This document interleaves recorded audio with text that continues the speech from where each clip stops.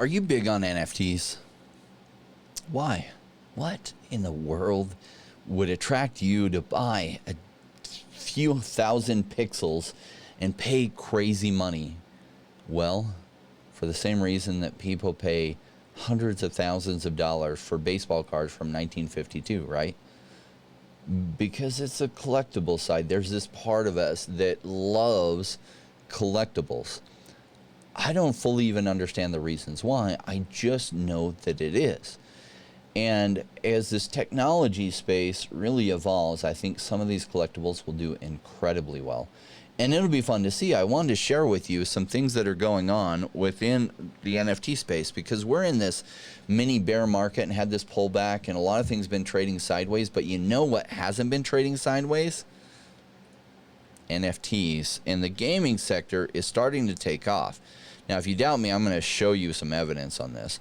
And so I have some things that have played out as great evidence that I want to share with you. One of them is literally just one of my emails. So look at all these offers coming in on some of these Meebits I have. Now, I got wrecked on Meebits. Why? Because I didn't fully understand everything about them when I bought them. And that's okay. In the short term, sometimes you get wrecked. But if you just hold on, it does well. And I paid like 2.3 ETH and bought some Meebits. Now, at the time, ETH was trading for about $4,000. So each one of these were about $8,000 a piece, and it hurts. It hurts even at today's prices, though it's been going the right direction. Now, I think I bought like 5 of them at the 2.4 ETH, so I put in a substantial amount, and then I realized I wasn't getting any of the rare ones. I wondered why, because I had a friend that was also buying some, and none of us got any of the rare ones, which is really why I was willing to pay the 2.3 ETH price, because the hope was to get an elephant one or a space alien one or a skeleton one, because the value on those would vastly surpass what, you know, if I bought 5 of them and I got one of those and I sold that one, it would actually pay off all of them and then some, which was the gamble that we were taking. Now, I didn't know at the time there were some metrics that really hurt myself and my friend who bought some.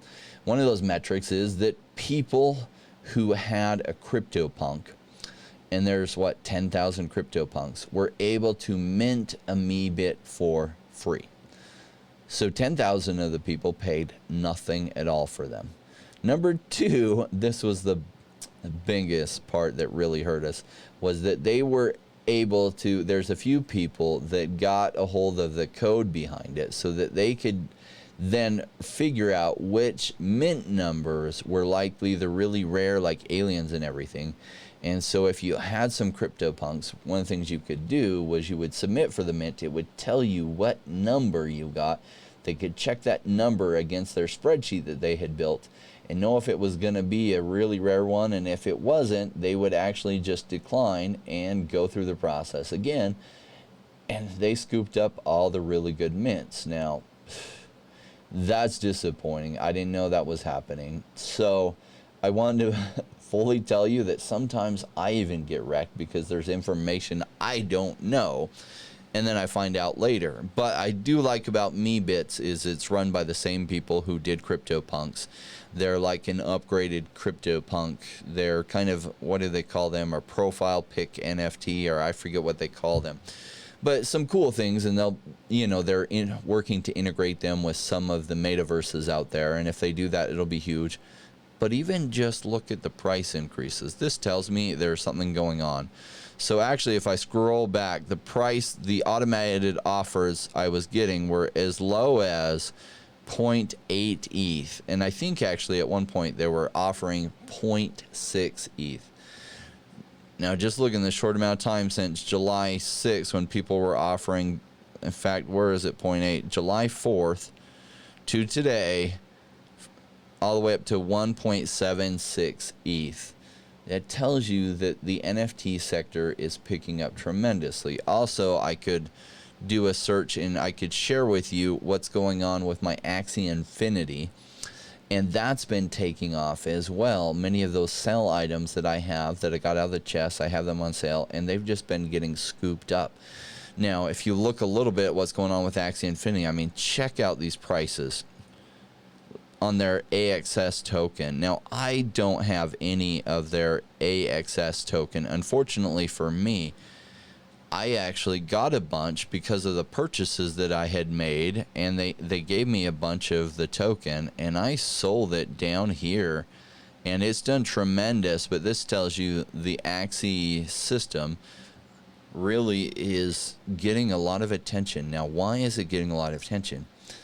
Well, because it's providing a true ownership economy, like for game playing, when you can actually own your NFT items that you use to play and that you can earn things. So Axie really developed the play to earn model, and even though I don't love the gameplay of the game, I love what they have done, and their ecosystem is amazing. So they have people in the Philippines that are playing that are earning, say, $20 a day worth of small love potions, SLP, and they're selling those small love potions, and they're earning real life money.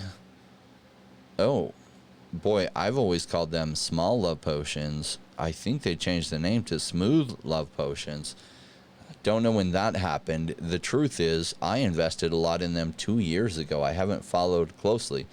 But you can see that when gaming and everything took off, their price on the smooth love potions went all the way up to almost 40 cents, then retraced with everything. But look how it's been taking off.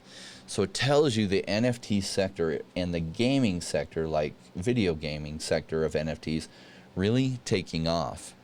And yeah. Anyway, it's caught my attention.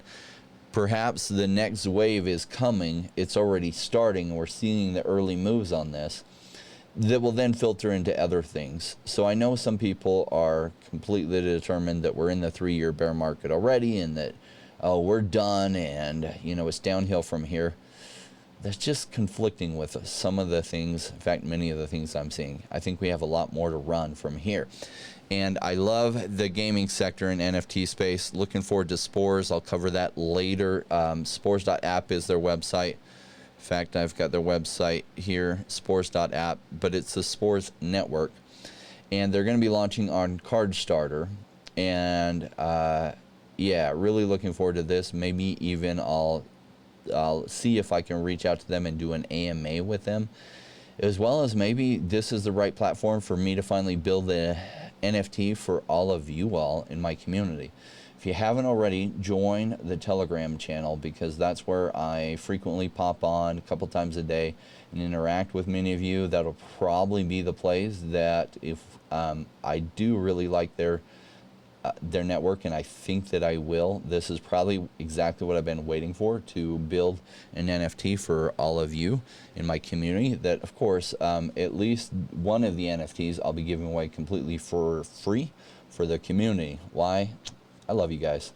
So thanks for joining me on this journey. Hopefully you're committing to be a rainmaker, and the rainmakers are those who can commit for the 5-year plan. That's this bull run, as well as the bear market that follows and the following bull run, because that is giving yourself time for the best chance to create life-changing wealth. You can see my videos I've created on that if you want more information. Oh, wrong button. I've got a song here from Manuela for all you rainmakers who are committed to the 5-year plan. Thanks. Success is falling, flowing like rain. The timing's right, we're getting